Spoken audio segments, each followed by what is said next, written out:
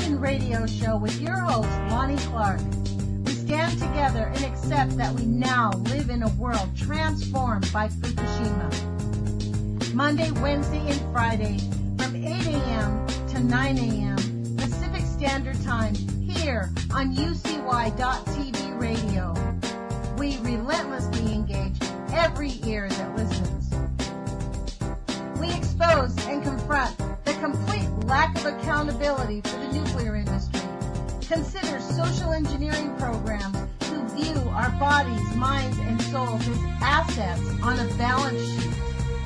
We discuss vital current issues, interview activists, and engage our audience in an effort to allow all voices to be heard. The Age of Vision radio show creates a venue that all will choose. We encourage our listeners to reclaim their power and their courage to take action and save our planet from the ravages of greed and indifference. Our actions matter. Every voice matters. We remind our listeners that happiness is resistance.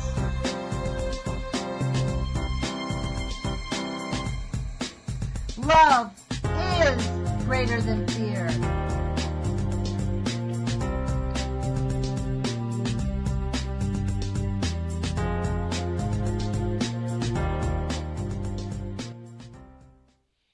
Good morning, UCY.TV radio listeners. This is Lonnie Clark with the Age of Fission radio show. Today is January 9th, 2017. Welcome to the show. Thank you for joining us. We're going to be interviewing Mr. Larry Burgen again, who is highlighted in the first Secret City. He is a World War II uranium victim. I didn't know it, but he found out about it after he was working there for many years. And we still have this issue with Skype, so let me give him a call and join him in on our radio show. It seems to be the way that we can actually connect with our guests is just call them as soon as the show starts. So I've called Larry, and hopefully this will pick up relatively quick. And we're going to have a further discussion. Hey, Larry, how are you today? Good morning. How are you doing? I'm doing great. Thank you for joining us. Yes. It's a chilly day here in St. Louis. Yeah, it's a chilly day everywhere. We have ice and snow on the ground here myself, so it seems to be all across the states. Yes, but where you're from, you're used to it, aren't you, up north? Not really. We're in Oregon. I'm in Eugene, Oregon, and we get snow. Well, actually, my neighbor and I were talking about it. I've been in Eugene, Oregon for 12 years now. When I first moved here, there was never snow. And the last 3, 4, 5 years, we've had consistent. This is, in fact, the biggest snowstorm I've seen, frankly, in my entire life. I've never really lived in snow. I'm from Southern California. So we are all being affected. I mean, I think that it's very evident that something's happening with the climate. So I don't know who caused it. It does seem that. Well, here in St. Louis, we actually experience all 4 seasons. I guess we're fortunate there. But unfortunately, we also experience things all other people around the country do, and that's this radiation exposure. Mm-hmm. And, again, this is something, you can't talk enough about because of the seriousness of the situation and the issues that it poses. They want to repeal Obamacare and to put up a better health care plan. Well, that's fine if you can do it, and if you can't, try to prevent some of these health problems from happening, which a lot of these are being derived from radiation exposures from all across the country. It seems like we want to find a doctor to help you instead of prevent the illness from happening. Yeah, that's sort true. of what it seems like. That's true. Where I believe, if you eliminate part of the problems, you shouldn't have any of the symptoms. And that's what we're experiencing here in St. Louis is these symptoms from these exposures from these several waste sites and production facilities located in this one spot. Wow. It's so stunning that there is just very little acknowledgement of it, even at the state level. Like you live in Illinois, right? The governor there is yet to acknowledge it, or has he acknowledged it yet? Well, all these radioactive production sites here in St. Louis back in the 50s and 60s and 70s and such and 80s, they're all located within maybe 20 miles from each other. Wow. The factory where it was produced, where it was processed, and even the waste sites themselves aren't, that far away from each other. So, this is a community needs to know that it's a much smaller community than they're aware of, that we're much closer because of this contamination than they previously believed, or, believe they are, I should say. Because, right now I believe most of these people say, well, that's a problem over at Westlake Landfill. Well, that's a problem up in Weldon Springs. Well, that's a problem over in Illinois.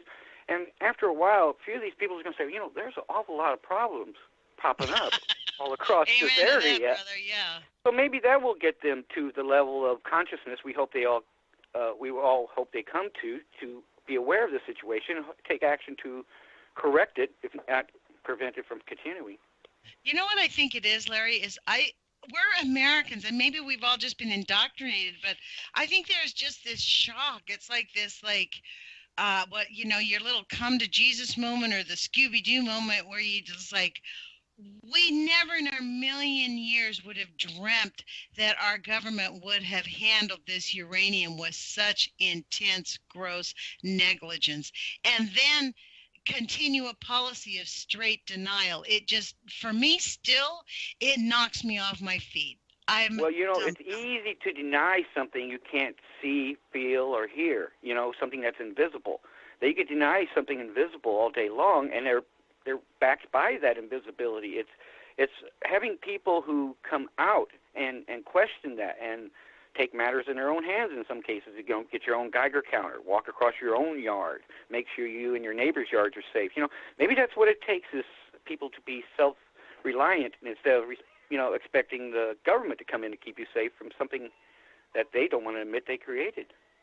Well, that's true. And then we're coming into this thing where citizens are getting actively engaged in, even this idea of getting your own Geiger counter, which takes some knowledge on how to even read it and what all this stuff means. So then you have this whole group of scientists who have basically been, propagated into belief that only they understand it. And so then there turns into this kind of backbiting fight of you're just crazy. Well, you guys don't understand it. I don't think one person needs to get a Geiger counter as let's say, you have an agency out there to get rid of cockroaches and check for bugs and spiders. You got a business out there that actually goes around and puts on radon detectors to check for radon in your basement. Well, maybe they should have another company out there to take it one step further. I mean, not everyone can or can't afford a Geiger counter, like you said, or knows how to use one. But to look in a phone book or, look up on the Internet and say, hey, here's a company that does it very, very reasonably to see if there's any issues that we are unaware of. Now, maybe there's a market out there for that. Yeah, there is what would happen is really, could you imagine going to St. Louis if that, or in what's the name of your little town where you live again? So remind people. Venice, Illinois is where this factory is located. In Venice. Right. So this would be a good business for this type of city because there is so much production of radioactive waste. I can name 4 different places where it was processed and 3 radioactive dumps.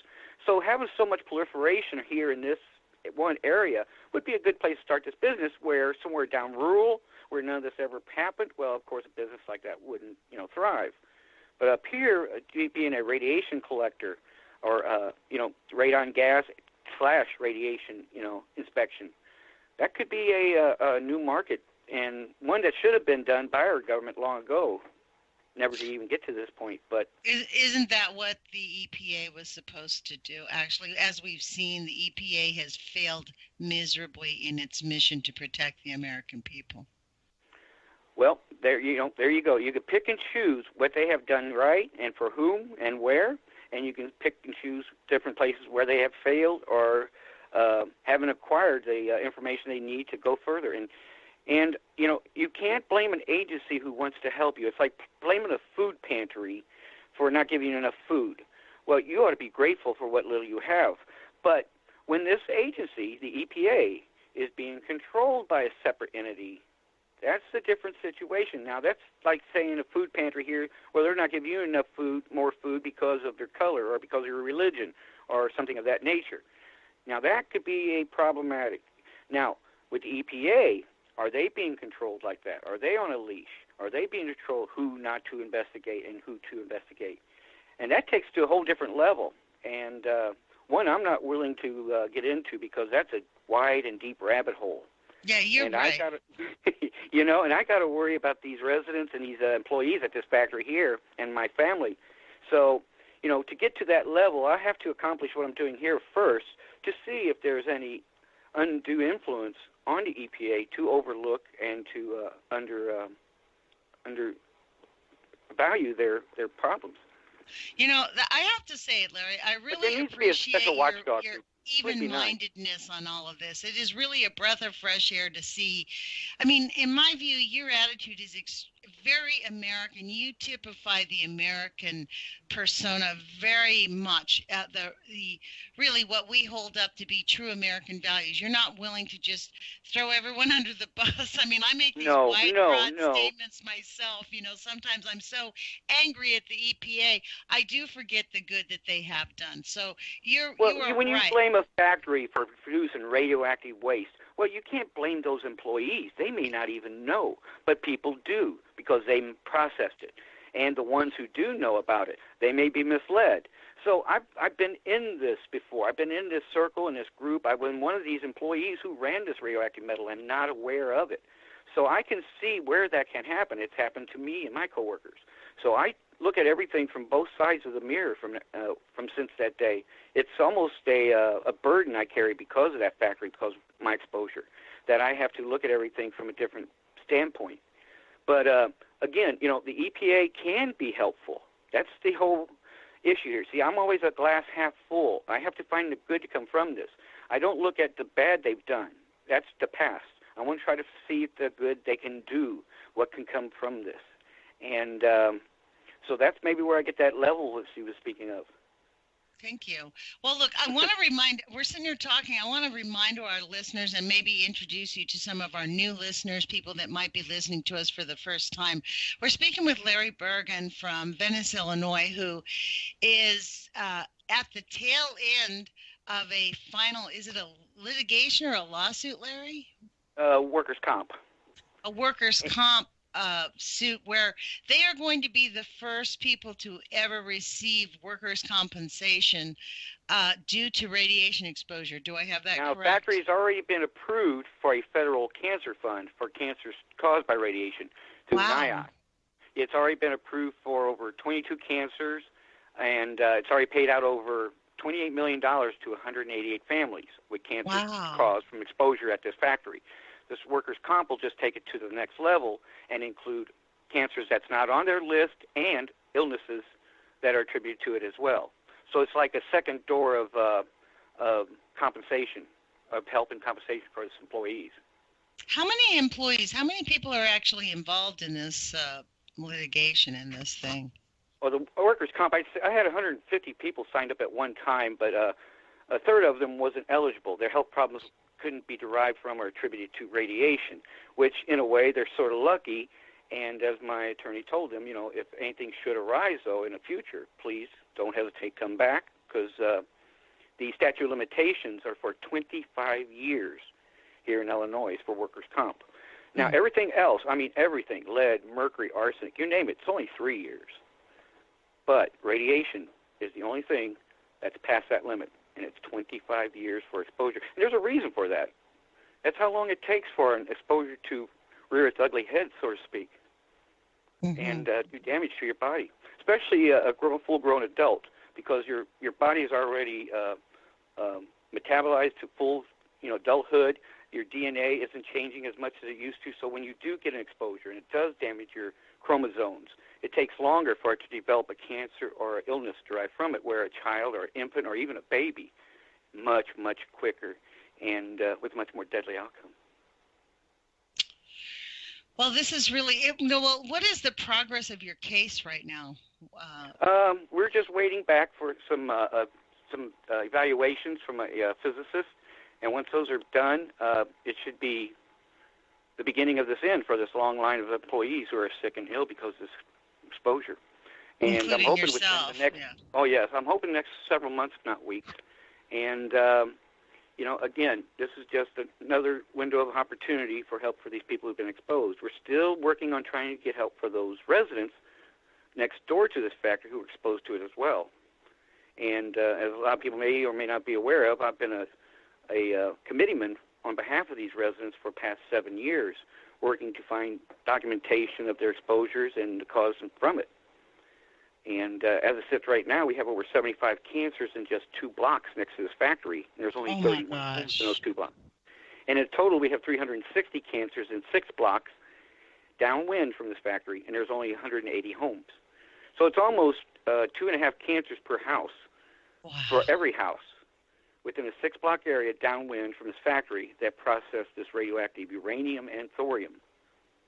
Wow. And again, they did it with no filters, no dust collectors. All they had was an exhaust fan, which was basically sucking this radioactive dust or particulate and smoke out the factory, and again, drifting downwind, landing in the residents' yards, homes, on their gardens and their food, on their clothes hanging on their line. And it did it for decades. Wow. And they never once warned them or told them. They didn't want to. Wow. It just makes sense. If you tell them of a problem, they're going to ask questions, and then after questions comes litigation.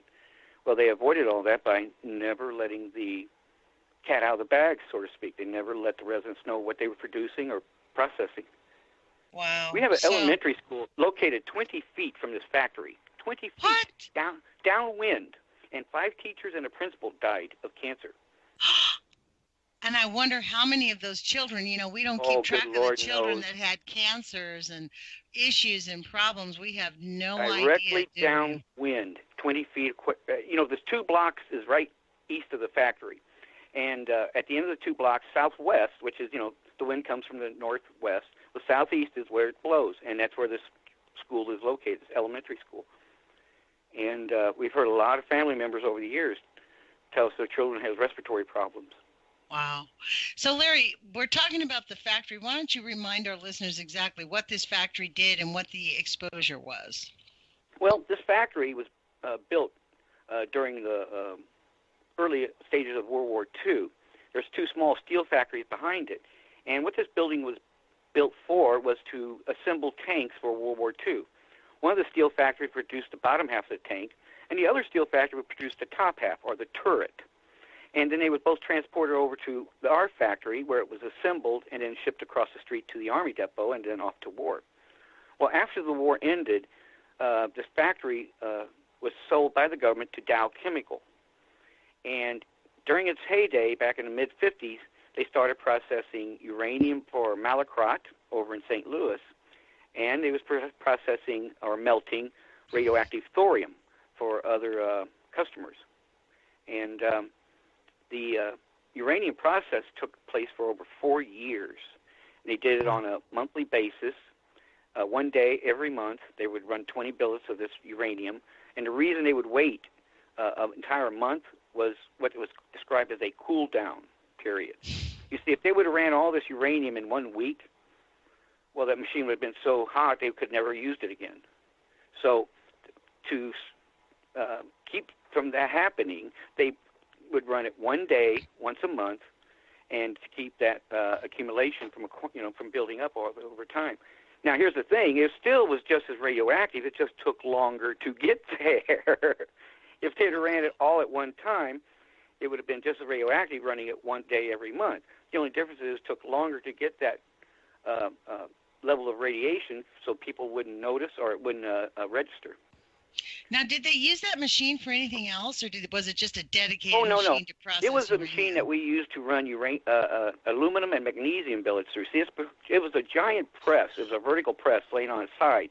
And you might think of it as a giant Play-Doh factory, where you put the Play-Doh in one end and you squeeze it out the other end into a shape, like an X or a T or a rod. And that's what we would do. We would put aluminum and magnesium, depending on what the customer would want, and we'd squeeze it out whatever shape they want. Sometimes window frames, sometimes wings for wind generators, all different shapes and sizes. But this was the only machine that was close by that could process these uranium billets into rods, which was later used in submarines for nuclear reactors. So they were a subcontractor. after they did the uranium processing the once a month, they used it they put aluminum and other products through it and made products for consumer Well, they would goods. switch it out not to contaminate other material. Okay, good. That's what I wanted. And the thing now, this went the same for over in the what they call the pot room. This is a room where they melt these metals and make it. It's where they would melt magnesium and cast it into ingots or billets or slabs, depending on what a customer needed or what they were going to do with it. And there they would, it's like they had 9 giant tubs of molten metal, which was magnesium, and they would make it like a soup. Each one had its own composition. They would have to add maybe more zinc, maybe 20 pounds of lead, maybe 5 pounds of iron. You know, depending on what the customer wanted, type of alloy, they could do it in these molten pots and then cast it into the form they wanted. Well, in between, once every 2 to 3 months, they would change all these pots out, and they would melt thorium for a week or two. And the thing about the thorium is it's just as dangerous as the uranium, if not more so, because it was much more proliferant. It ran much, much, much more than its uranium was. In fact, in one radiation cleanup alone, we have documentation where they removed over 106,000 tons of it. That totals 212 million pounds. Now, that's a lot of radioactive waste in one radiation cleanup laying next to these residents' homes. Now, to produce 200 million pounds of waste, you have to produce almost 1 billion pounds of metal to create that much waste. And I'm giving them a lot of credit. That's a 20% loss. That's unacceptable. So even at a 10% loss, that would put it closer to 2 billion pounds they melted, radioactive material they melted in that factory. But I'm trying to keep it conservative, because still 1 billion pounds is way too much, even on a conservative level. But this is what was sucked out of the room, and it was exhaust fans. This is the metal and the dust that was drifted over their homes, their yards, their gardens, their school. And when they got done melting it, they took the waste and piled it up beside their homes as well. Wow. That's where the 2 million pounds came from. Wow, Larry. And, this was a well-known secret by the corporate owners, but not by the residents and only a handful of employees. This is so, this is why they keep it so secret, because if the masses of Americans knew that this was going on, the pitchforks would be out. This is unconscionable that they were doing this right next door to where a school was, did not warn the workers, did not warn anybody. Years ago, someone walked out there and said, could this factory produce this metal? When they should have walked out in the parking lot and looked at the residents, and their question should have been, should they produce this metal for the government? Because, there's a difference between should and could. Yes, they could, but should they, given their location? And no one ever took that in consideration. Or just relocate the residents. I mean, they've made millions and millions of dollars there. It would not have cost them. There's not very many people, as you suggested. They could have just over $10 million to clean up that waste site back in 1992. It took them actually 3 years to do it. It would have took $5 million, $4 million, maybe even $3 million just to buy the residents out. Wow. But no, that would be some form of admitting guilt, I believe, and if they could get away with it doing it cheaply, well, that's what they was going to do. Plus, they always have the blame game. The company before us did it more than we did. And, you talk to them and say, well, no, they're lying. The company, they did more than we did. So it's always a blame game. In fact, up to the year 2000, the uranium dust over my head was removed, and it was over 13.6 times over the safe limit. Now, the reason it was still up there, I believe, is back after they ran this radioactive metal in this uranium in this factory on my press, I believe after the process was done, after the 4 years were complete and the contract was filled, that the Dow Chemical told Mallinckrodt, well, now that you're done, you need to come in and clean this factory up. And I'm sure this billion-dollar giant, Mallinckrodt, told Dow, well, it's your factory, you clean it.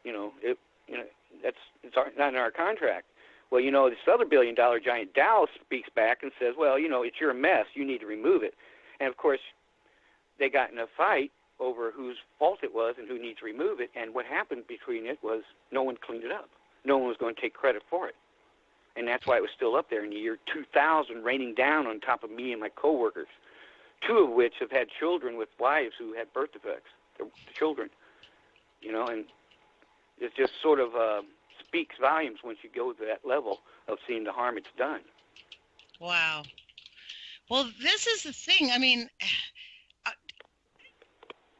they knew I know, at the time. I know. It's astounding. I mean, I know, dear. They knew at the time exactly what they were doing, correct?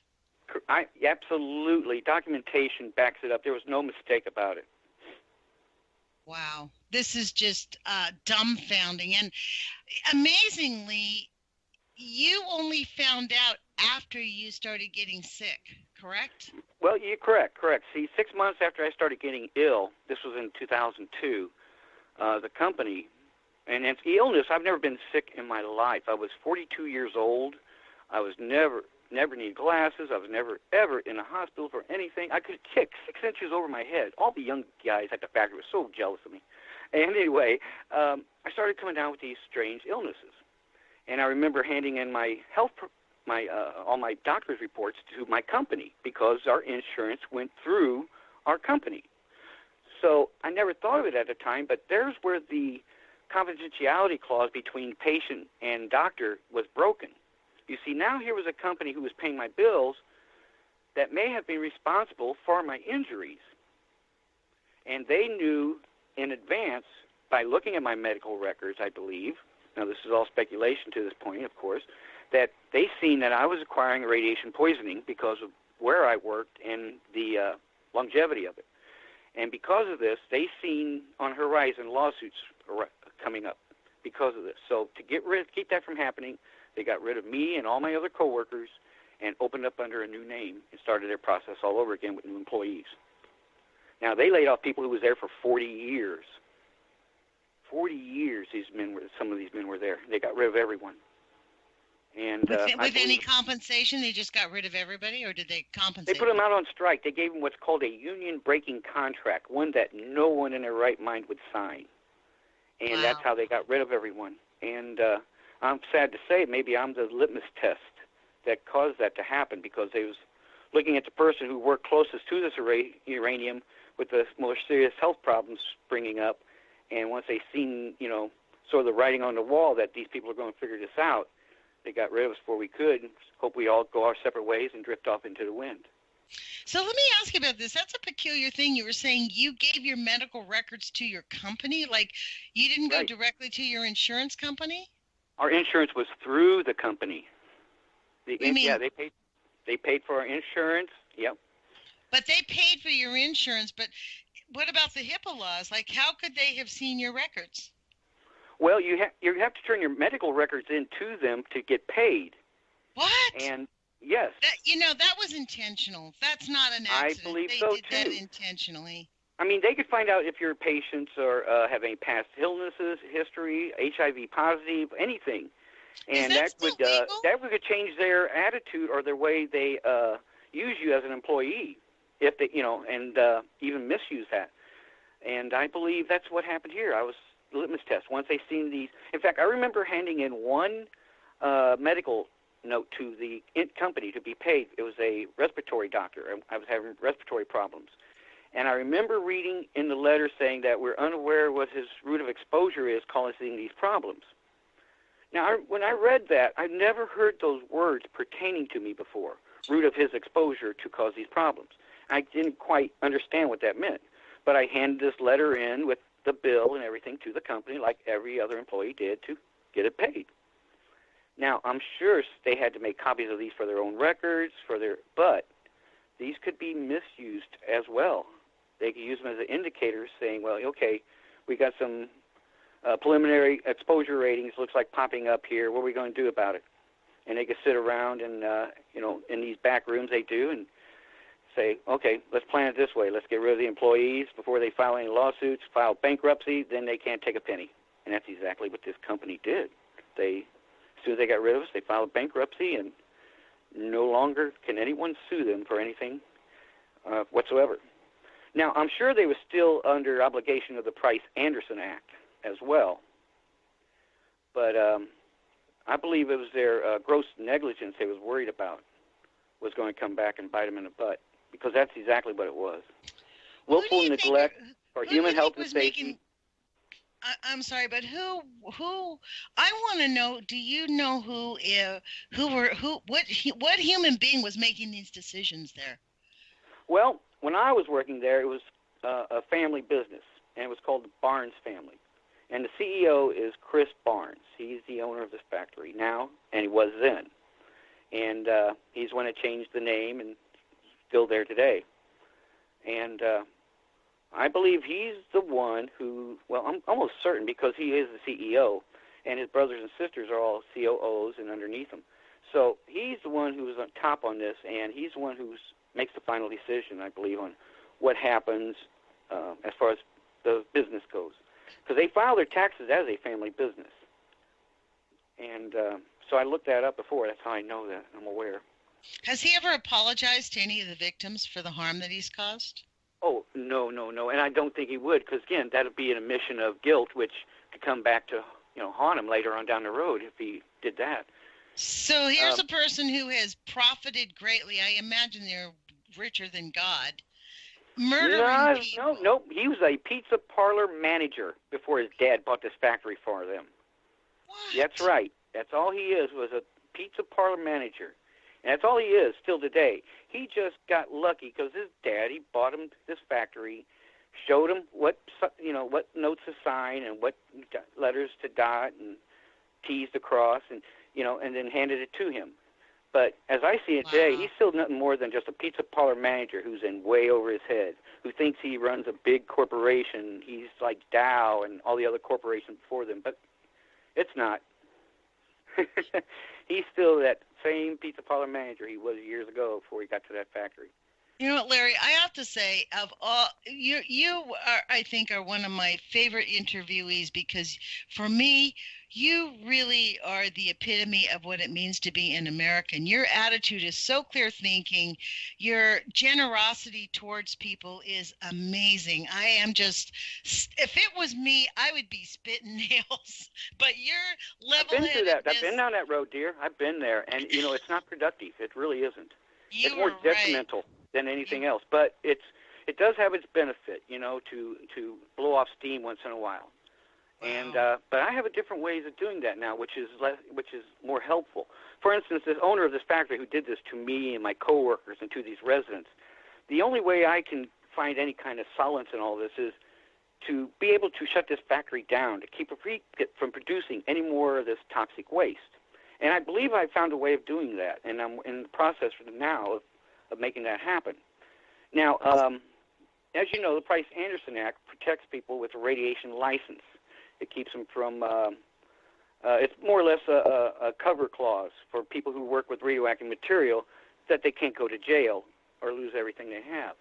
And it makes it difficult for us to get any kind of compensation from the people who've wronged us, as the owner of this factory has. So I took it upon myself to find another way around this, to find another way to shut this factory down. And that is, I believe I found it possible, was the machine that ran all this uranium back. I told you about this press that I worked on for all these years, that ran over 3,200,000 pounds of uranium. This press, 10 years ago in November, I found it sitting on a back road, abandoned, the back half of it. I have photographs of it. I had the chief of police out there. I had Senator Obama's assistant was out there. I had 2 lawyers out there looking at it. I had a TV crew out there looking at this machine sitting on the side of the road, abandoned. And, it was the reason everybody was there was because of its importance, its past history. If it was just a piece of machine out of a factory, no one would have ever showed up. But this machine produced millions of pounds of uranium. People wanted to come out. People wanted to know if anybody was in danger from it. Well, it turns out that they went to the factory and asked the owner, Chris Barnes, why this was sitting out there. And he told them he was trying to take it to a scrapyard, but the truck broke down. Well, that wasn't true. We found out that the guy hauling it out there got a ticket, and that's why he had to leave it there on the side of the road. Now, I'm getting to the point here. There's a point to this. Now, I always wondered where the front half of this machine was, because the back half, you have to understand, is the most least radioactive part. There was nothing ran through the back of it. It was through the front, that the Play-Doh goes through. That's the most radioactive part. And that's the part that was missing off this press. And I always wondered and worked to try to find where it happened to that other half. Well, just recently I was meeting with the Illinois EPA discussing some off-site exposures I found. And when they told me about the police ticket that they got for this gentleman who was pulling this radioactive press to the scrapyard and got pulled over, well, I talked to employees who was working back then who are retired now. They told me that the gentleman was paid to cut this machine up, the front half, and haul it, and he was hauling it to his father's farm in Missouri and burying it. Now, when I heard this story at first, that's all it is. It was just a story, a rumor, and that's all there is. But when I was up at the EPA office, and when he had that ticket in front of him of this guy pulling this press through the scrapyard, see, that was the same guy who was paid to cut it up. This was the same guy who said he was hauling to his father's farm and dumping it. Well, on that ticket, it had his name, his birth date, and his address where he lives down in southern Missouri. Once we had that address, we knew then this is where he told everybody he was taking it and burying it. So we got on the internet, we looked up some satellite photos from back then, and sure enough, the guy from the EPA office said, I see some soil disturbance. I knew then we found the front half of this radioactive press. Did you find it? Isn't that amazing? Did you now, go there if we and look? Well, that's just it. Now, I can't interfere with this. I have to make sure that the right people find this and take care of it. So I'm working now with the Department of Natural Resources. It's like the Missouri EPA. They're trying to find this radioactive material, and I'm also working with the Polk County prosecutor, attorney. He's the guy who's down in the county where this was dumped. I'm trying to get him to get a detective to find this gentleman who cut it up and dumped it down there. And if we find this radioactive material, then we may be able to file charges against the owner of this factory for taking it down there and dumping it, paying someone to take it down there and dump it. I have the FBI even looking over our shoulder, watching to see if we find this press, to see if they could come forward and file charges as well. I've been working with quite a few people. Even the state attorney here in, Attorney General here in Illinois is also waiting for an outcome to this. Because if we can find this radioactive press and we can file charges against the owner, these will be felonies. Remember, it's across state lines. And if we could have him charged with a felony, we could have all his government contracts revoked and his government defense contractor's license pulled, therefore basically shutting his factory down. And it won't be me doing this. It'll be his own greed, because he could have disposed of his press legally, but he decided to do it on the cheap, endangering everyone's lives and health down in southern Missouri.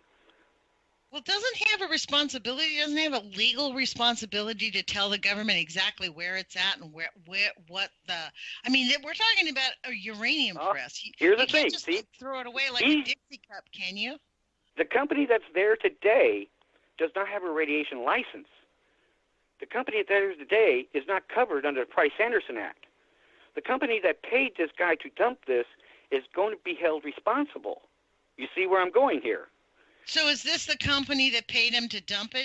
It's the current one and not the prior? Right. You see, after 6 months or several years after SCI, the company I worked for, filed bankruptcy and laid off all their employees, he started up a new company, the same owner.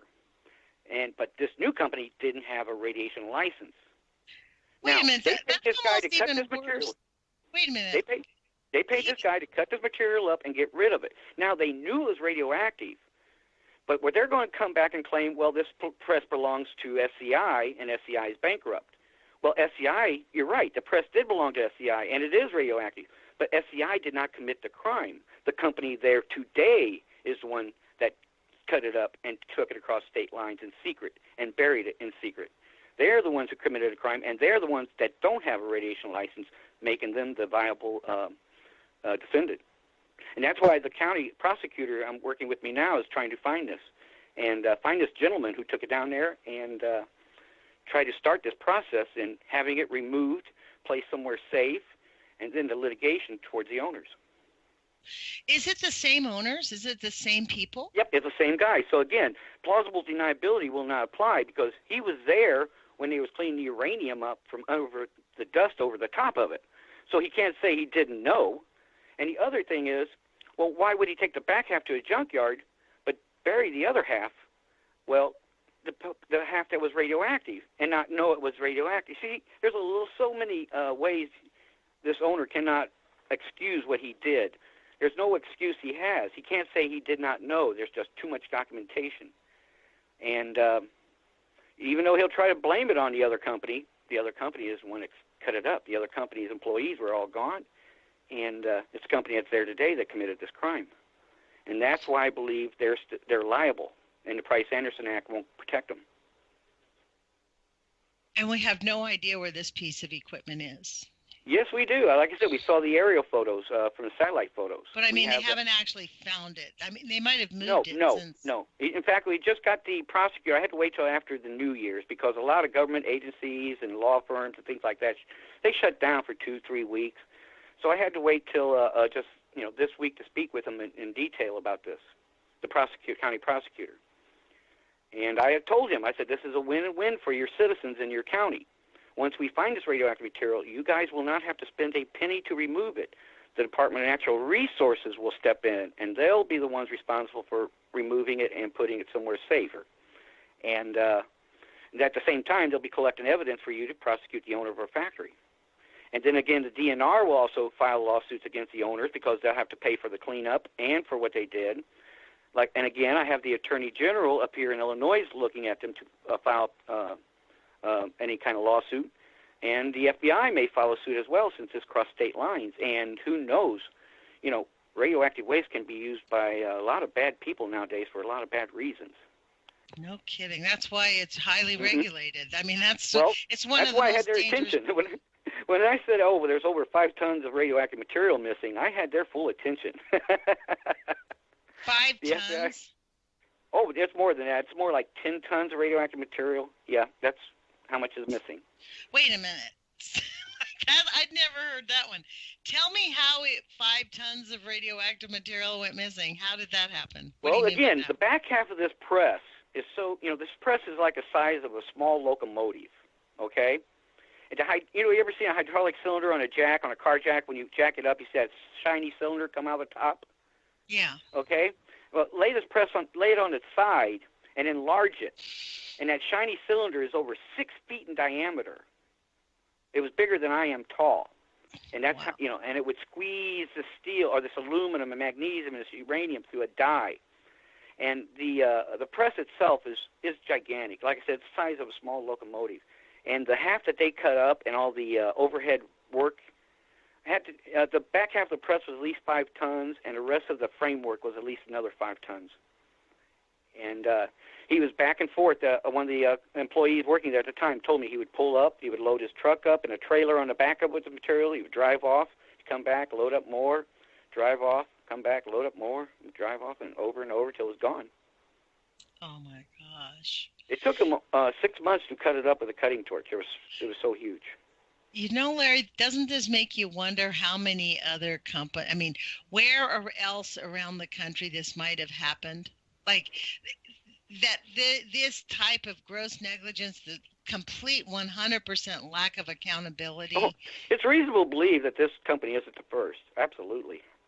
I mean, I'm speechless. Honestly, can you hear it? I'm just like, every time we speak, I'm just like dumbfounded. That complete lack of regard for life on our planet that the nuclear industry has perpetrated. It's astounding that our government continues to support this behavior.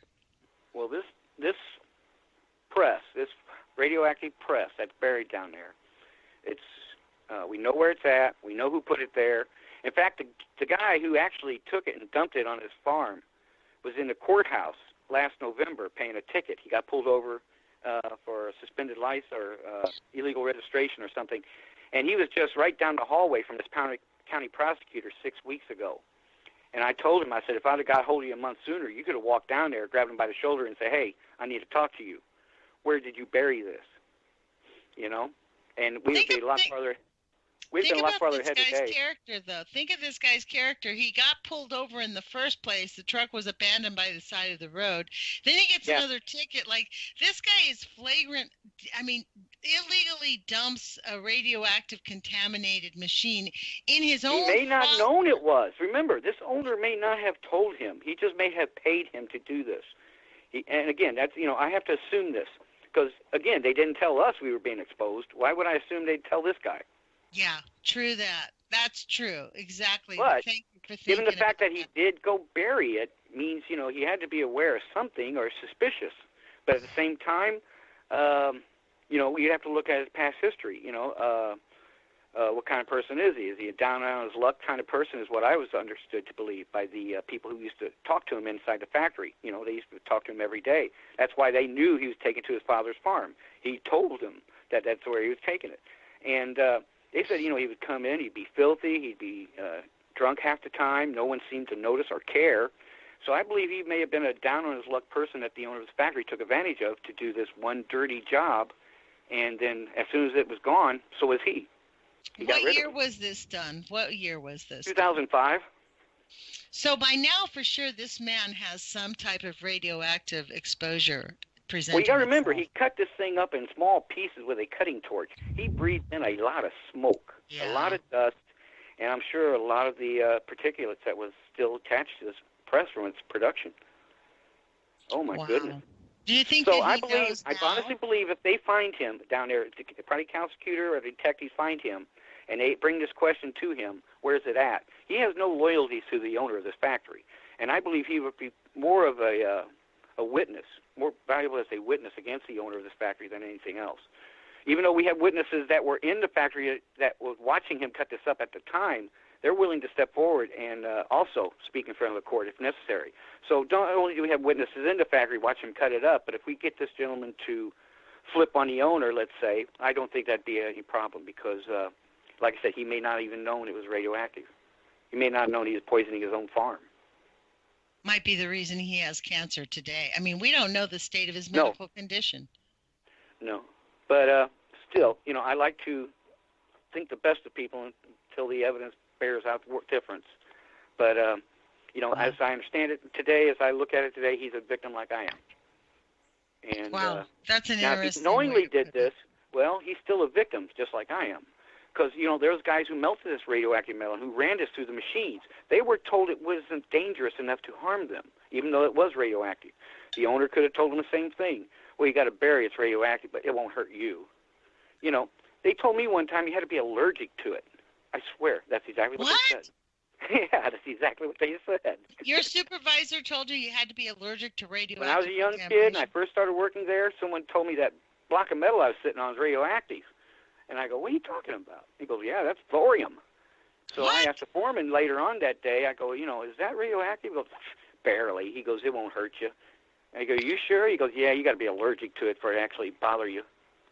And so, I figured, well, I just won't, hang around there anymore and I'll be fine. And that's exactly was the mindset. They sort of implanted that in people. Well, it ain't that bad. It ain't going to harm you. And that's sort of the way they got rid of it. When someone did have a question, they downplayed the seriousness. That's exactly what they're still continuing to do. I mean, it's still today. They still deny that the radioactive contamination is just that harmful. I mean, it's completely mind-boggling, and yet, as in your case, they can deny that radiation causes harm, but they can't deny the illness that radiation causes. Well, here's the thing. I learned from getting the cancer fund for the employees that it takes facts. Facts are your friends. Speculation and guesswork gets you to the facts, but facts is what wins the case. It's like it's not a cake until it has icing on it, and facts is that icing. And I worked for years to get all the documents and records, radiation readings, licensing numbers, everything we needed in order for our factory to get that cancer fund from NIOSH. And with that, it was, my understanding at the time was that when I first found out I wasn't alone. There was others that were poisoned by this as well. That's when I took it upon myself to look into this cancer fund, to try to get it to benefit these employees who are sick from it. See, I've never had cancer, So all these years I worked to get that installed, it was never going to benefit me. But I couldn't ignore these employees who would in turn, I was ignored like they were by the owner. And I could not become this owner. So, and same goes with the residents. You know, when I found out that their exposures and their health problems, I knew then I couldn't ignore them as well. Again, that'll make me like the owner ignoring me and my family. So that's why I worked for years to try to get them the recognition they deserve and the compensation they rightly deserve as well. How far away do you live from this factory? I live quite a ways. I live about 10 miles from it. And, wow. You know, I've never really lived close to this factory or anything of that nature. In fact, I've never lived in a factory next to it like these residents have, or I never had no family live there. But nonetheless, we are a family. We are related, not by marriage or blood, but by this contamination. Wow. This is just, you know, it's, I just, can you hear? I'm just completely dumbfounded. I'm without words that, you know, I would think that somebody in our government would,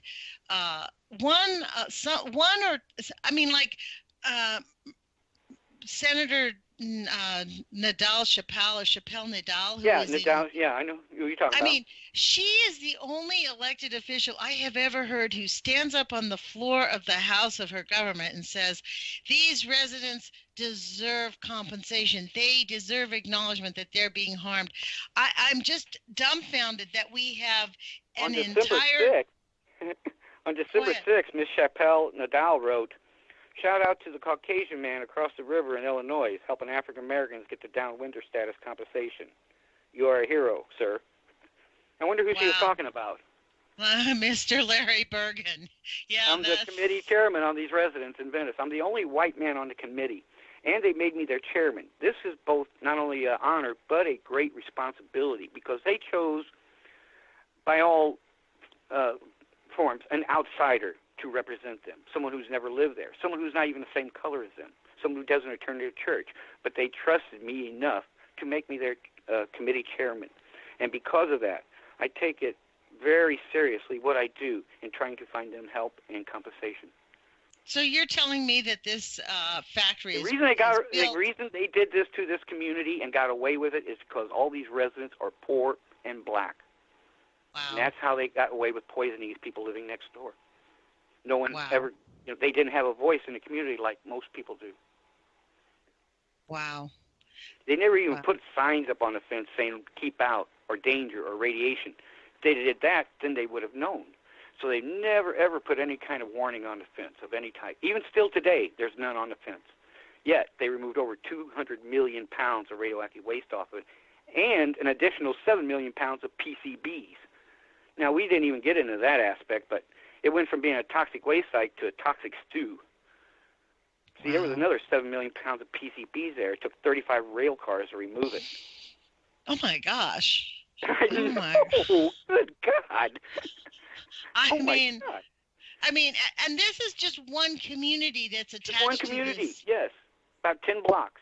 And we're not even talking about what happened in St. Louis. I mean, no. You know, that's a completely separate, problem. And at those sites is where it was dumped and where it was stored. Here, it was actually produced and dumped. They got the double end of the stick on this one. See, they just didn't bring here and dump it next to their homes. They produced it and processed it and melted here as well. So they got both ends of the stick. Wow. And they never warned any of the landfill, children. I feel sorry for those residents.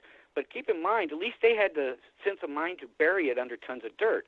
Here, over here in Madison, they just piled it up.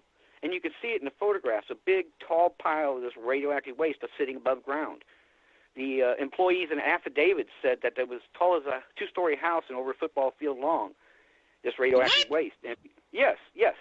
And in the year 1973, they shipped off 100 rail cars of it, and then they just leveled it. That big mound, they just spread it across the ground to even it. So, the pile would disappear.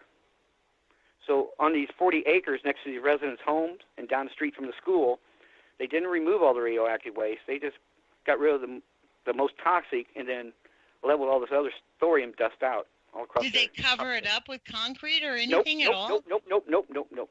It sat there until 1992, and that's when the company Environmental Restoration Group came in to remove it. Both Dow Chemical and Canalco paid a joint financial cleanup for this. So both of these corporations dumped this waste on this lot, and both of them paid to have it removed. So now, for Canalco 20 is now years, Alcoa.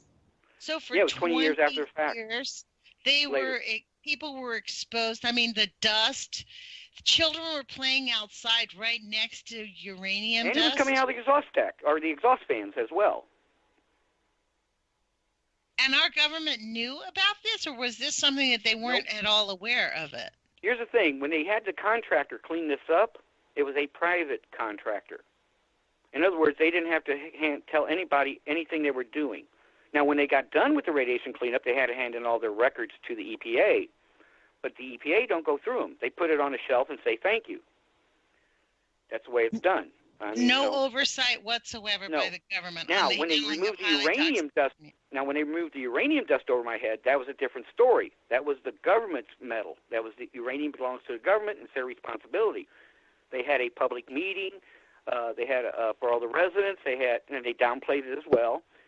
And they went through all the legal procedures and everything to remove this safely and everything like that. And but when it comes to private contractors, you don't know what's going on. In fact, the very first part of this cleanup was actually on the wrong side of the fence. The first phase of this cleanup out next to residents' yards in this waste site was actually next to the road next to their homes. They had to go over 5 feet down all the way up the length of the road. I guess the radiation stopped after it gets to asphalt.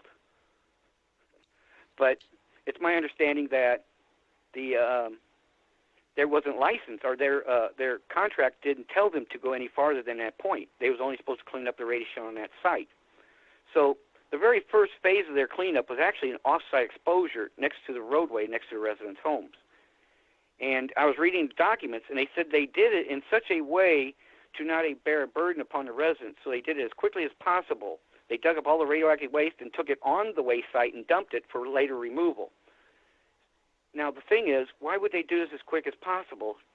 Because it was a dead-end road. How would it be an inconvenience to the neighborhood? It was more like carjackers. They were trying to do it as quick as possible before someone saw them or asked them any questions. That's what I believe. Wow, Larry. I have to say, well, we have about a minute and a half left. I want to, thank you for being a friend to our show, and thank you for coming on regularly. Every time I speak with you, we uncover and we peel back another layer of the onion of this complete and remember, this ain't St. Louis. This is fallacy. just one small town, 6 blocks, a factory, and 6 blocks around it were discussed today. Wow. Now, imagine it about your neighborhood, your community, what you don't know about. If people watching and listening today, it doesn't hurt to ask a question. It only hurts if you don't. Yeah.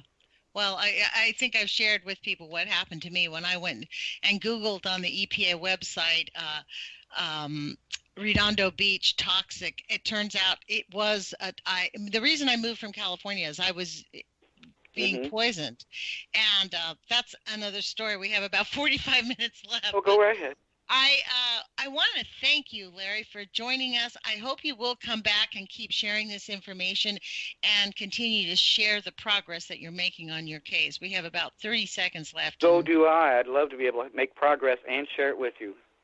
That is so great. Well, look, thank everybody for joining us. Please share this podcast. It is vital. Please tell people to go to our YouTube channel, listen to it. You can go to our website, listen to the podcast. You've been listening to Larry Burgen, a victim of really World War II and uranium. And put your courage feet on, take some action. Change is possible only if you take action. Thanks, Larry.